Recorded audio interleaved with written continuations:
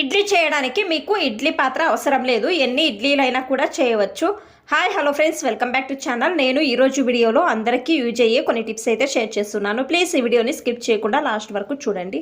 ఆ టిప్స్ ఏమోని చూద్దాము. Tip number 1, మనము శారీస్కి సేఫ్టీ పిన్ను యూజ్ చేస్తుంటాం కదా. సేఫ్టీ పిన్ను ఏమవుతుంది, స్మూత్ శారీస్కి అయితే శారీస్కి సేఫ్టీ పిన్ అనేది చిక్కుకుంటుంది కదా.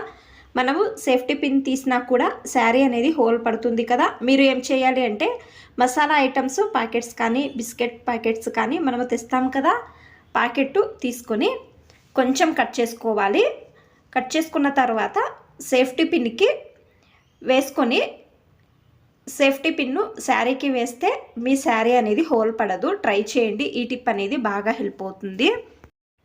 టిప్ నెంబర్ 2, కిచెన్లో యూజ్ చేసే నాప్కిన్స్ తొందరగా గలీజ్ అవుతాయి కదా. మీరు మీ ఇంట్లో పిల్లలవి కానీ పెద్దవాళ్ళవి కానీ టీ షర్ట్లు నైట్ ప్యాంట్స్లు అలాగే ఉంటాయి కదా, పాతవి చినిగిపోయి ఉంటాయి కదా. ఈ ప్యాంట్ను చిన్న చిన్నగా పీసులుగా కట్ చేసుకోవాలి.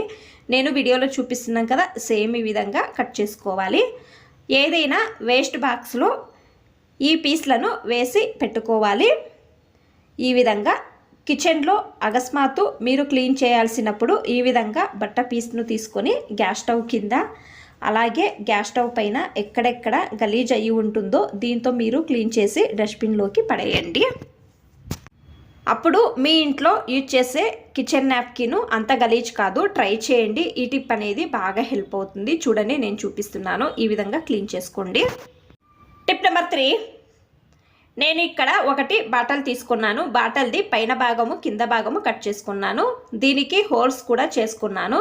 తర్వాత రాళ్ళ ఉప్పు ఒక 2 టేబుల్ స్పూన్లంతా వేస్తున్నాను. వేసిన తర్వాత కొన్ని లవంగాలు వేస్తున్నాను. అలాగే మనము దేవుని పూజకు యూజ్ చేసే కర్పూరము ఒకటి తీసుకొని ఈ విధంగా పొడి చేసి వేస్తున్నాను. తర్వాత అగరబత్తి తీసుకొని ఈ విధంగా పొడి చేసి వేస్తున్నాను. ఇది మీరు మీ హాల్లో కానీ రూమ్లో కానీ పెట్టడం వలన ఇంట్లో మంచి స్మెల్ అనేది ఉంటుంది. రూమ్ ఫ్రెషనర్ అవసరం లేదు. ఇంట్లో ఇది పెడితే కర్పూరము అగరబత్తి స్మెల్ అనేది ఉంటుంది. ఇంట్లో పాజిటివిటీ ఉంటుంది. ట్రై చేయండి, ఈ టిప్ అనేది బాగా హెల్ప్ అవుతుంది. టిప్ నెంబర్ 4, నేను ఇక్కడ హోల్స్ది బౌల్ తీసుకున్నాను. బాండ్లీలో నీళ్లు తీసుకున్నాను. నీళ్లు బాగా వేడైన తర్వాత హోల్స్ది బౌల్ పెట్టి అకస్మాత్తు ఇంట్లో ఇడ్లీ బ్యాటర్ తక్కువగా ఉంది, మనము ఇడ్లీ పాత్రలో చేస్తే ఏమవుతుంది, ఇడ్లీ పాత్ర ఫుల్ వాష్ చేయాల్సి వస్తుంది కదా. ఈ విధంగా మీరు చేస్తే తక్కువ బ్యాటర్ ఉన్నప్పుడు లేకపోతే ఇంట్లో ఇడ్లీ పాత్ర లేదు అన్నప్పుడు మీరు ఈ టిప్ అనేది ట్రై చేయవచ్చు. ఒక 5 నిమిషాలు వదిలేయండి చాలు, ఎక్కువ టైం అనేది అవసరం లేదు.